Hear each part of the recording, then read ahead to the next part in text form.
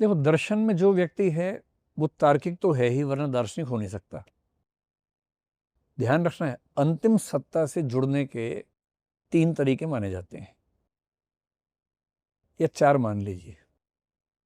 एक आदमी कहता है कि मैं जान के रहूंगा कि तुम कौन हो और मैं उसके लिए एक्सपेरिमेंट्स करूंगा, रिसर्च करूंगा, ये वैज्ञानिक है। एक कहता है कि मैं जान के रहूंगा तुम कौन हो, मैं उसके लिए तर्क का इस्तेमाल करूंगा, लॉजिक का इस्तेमाल करूंगा, ये फिलोसफर है। तीसरा कहता है कि मैं जानू वानू कुछ नहीं, मुझे आपके साथ रिलेशनशिप एस्टेब्लिश करनी है, ये भक्त आदमी है, धार्मिक व्यक्ति है। इसको बहुत क्यूरियोसिटी नहीं है, एक मोटा मोटा आंसर मिल जाए, इसको रिलेशनशिप में ज़्यादा आनंद है, इसको जानने में उतना आनंद नहीं आता है।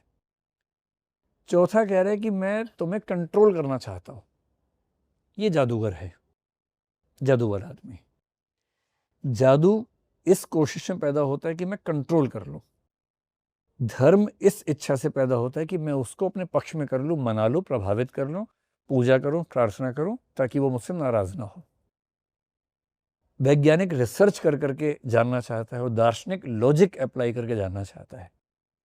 तो दर्शन का व्यक्ति वैज्ञानिक के बहुत नजदीक है, जिज्ञासा है, जानना चाहता है, बस वो एक्सपेरिमेंटेशन की बजाय लॉजिकल कंसिस्टेंसी के माध्यम से जानने का प्रयास कर रहा है। तो हर दार्शनिक में साइंटिफिक टेम्परामेंट का एक हिस्सा तो होता ही है, कुछ में ज्यादा होता है। ये चारवाकों के बारे में कहते हैं कि उन्होंने कहा कि हम केवल प्रत्यक्ष को प्रमाण मानेंगे, बाकी कुछ नहीं मानेंगे। इसलिए बोले कि यही लोक के परे हम कुछ नहीं मानेंगे, ना भगवान, ना आत्मा, ना परमात्मा, ना स्वर्ग, ना नरक, ना मोक्ष, ना कुछ और। लोगों ने कहा कि बहुत वैज्ञानिक है, पर वो भी एक लिमिट में ही वैज्ञानिक है, क्योंकि वो 4 महाभूत मानते थे। आज हम केमिस्ट्री में, फिजिक्स में जानते हैं कि 120 एलिमेंट्स हैं, गलत साबित हुए। वो अनुमान को खारिज करते थे, जबकि आज का विज्ञान जो परसेप्शंस हैं उन पे भी अनुमान, इन्फ्रेंस तो अप्लाई करना ही पड़ता है। तो पूरे वैज्ञानिक तो वो भी नहीं थे, लेकिन हाँ, एक तरह की वैज्ञानिकता उनके अंदर थी।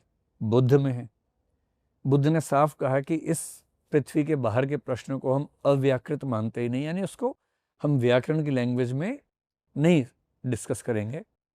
प्रतीति समुत्पाद्य, जिसका मतलब है कि इस दुनिया की हर चीज के कारण इस दुनिया में ही देखा जा सकता है, देखा इस दुनिया में। उन्होंने कहा कि ना भगवान है, ना आत्मा है, खारिज कर दिया, इसी दुनिया से व्याख्या कर दी। हाँ, निर्वाण में थोड़ा सा वो परेशान होते हैं, क्योंकि निर्वाण जिसको मिलता है वो स्थायी है, स्थायी है और पारलौकिक है, तो कुछ तो मानना पड़ेगा। आत्मा को आप मानते नहीं हैं, पर पुनर्जन्म मानते हैं।